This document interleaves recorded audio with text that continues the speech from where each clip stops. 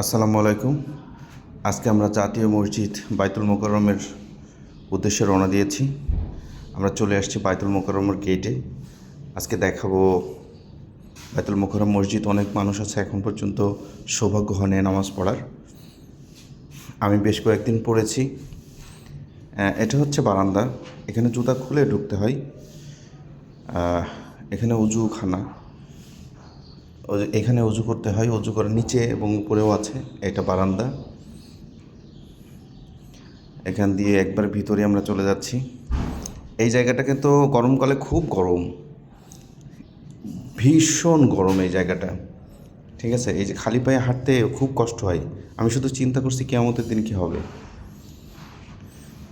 এটা ভিতরের দৃশ্য। সকাল সকাল না গেলে ভিতরে জায়গা পাওয়া অসম্ভব। নামাজ পড়া শেষ, এখন বাইরে চলে আসছি। ঠিক আছে, তো আপনারা সুযোগ পেলে অবশ্যই চেষ্টা করবেন, যারা ঢাকার ভিতরে আছেন, জুমার নামাজটা বাইতুল মোকাররম মসজিদে নামাজ